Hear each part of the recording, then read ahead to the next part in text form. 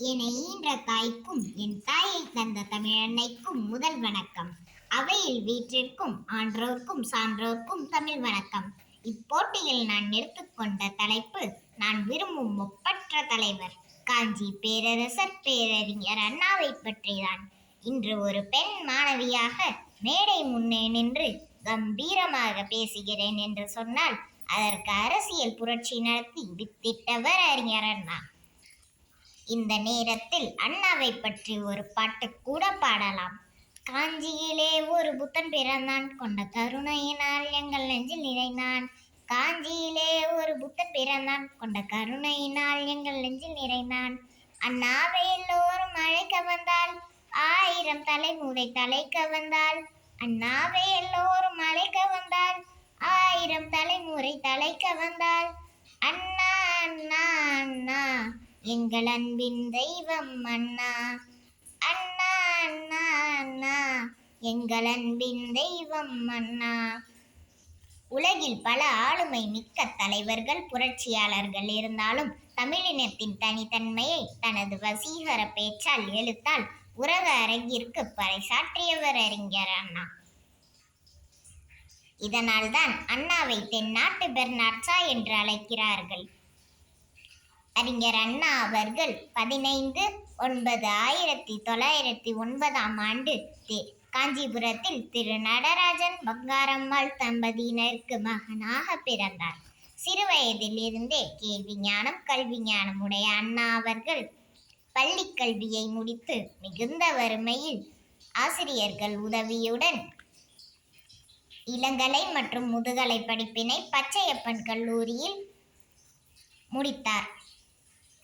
மேலும் ஒரு பள்ளியில் தமிழ் ஆசிரியராக 6 மாதம் பணியாற்றினார்.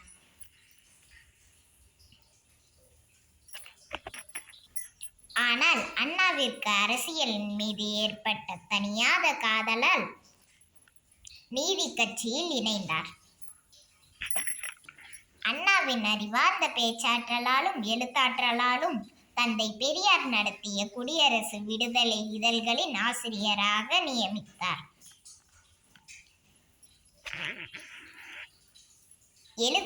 எழுத்துப் பணியில் கோலோச்சிய அண்ணா அவர்கள் சூரியமாயை, வேலைக்காரி, சிவாஜி கண்ட இந்து ராஜ்யம், தீபரவட்டம் போன்ற நாடக கதைகள் மக்களை சிந்திக்க வைத்தன.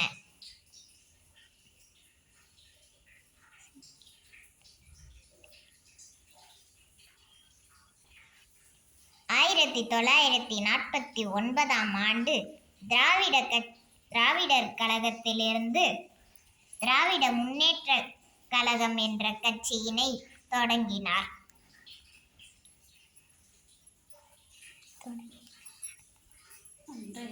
அன்றைய நாட்களில் அன்றைய முதல்வர் ராஜாஜி கொண்டு வந்த குலக்கல்வி முறையை எதிர்த்து களப்போராட்டத்தை நடத்தினார்.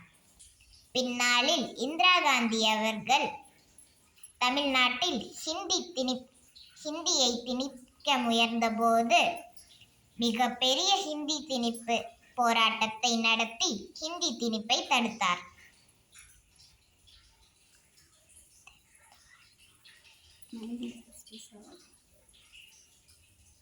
ஆயிரத்தி 1967 திராவிட முன்னேற்ற கழகத்தின்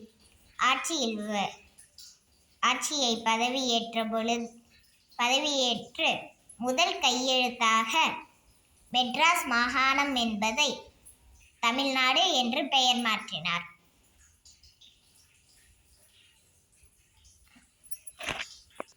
அன்றைய ஏழை எளிய மக்களின் வாழ்வாதார பிரச்சனையான அரிசி விலையை குறைத்து ரேஷனில் அரிசி விநியோகம் செய்தார்.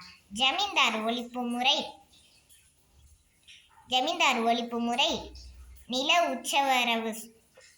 உச்சவரம்பு சட்டம் ஆகியவை அண்ணாவை ஏழை பங்காளனாக மாற்றியது. சுயமரியாதை திருமணங்களுக்கு சட்ட அங்கீகாரம், ஹிந்தி திணிப்பு நிறுத்தியது, தமிழ் மொழி வளர்ச்சி மற்றும் தமிழக மக்கள் வளர்ச்சி என 2 ஆண்டு காலம் ஆட்சியில் இருந்தாலும் பின்னாளில் தமிழகம் பிற மாநிலங்களுக்கு முன்னோடி மாநிலமாக இருப்பதற்காக வித்திட்டவர் அண்ணா அவர்கள்.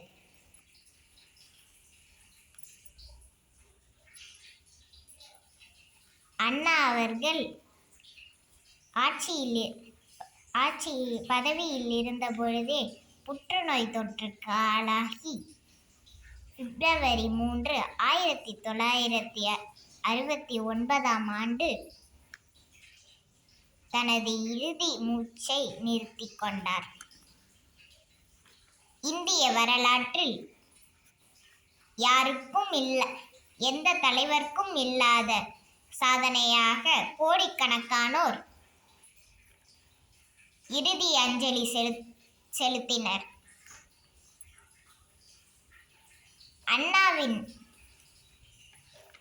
அண்ணாவின்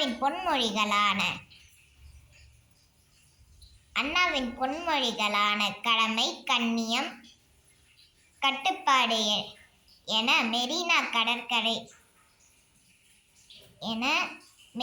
கடற்கரையில் அண்ணா சமாதியாக வைக்கப்பட்டார்.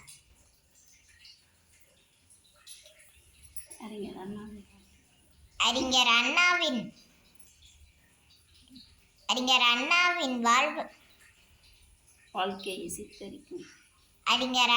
வாழ்க்கையை சித்தரிக்கும் அருங்காட்சியகமும் அண்ணா நூற்றாண்டு நூலகமும் செயல்பட்டு வருகிறது.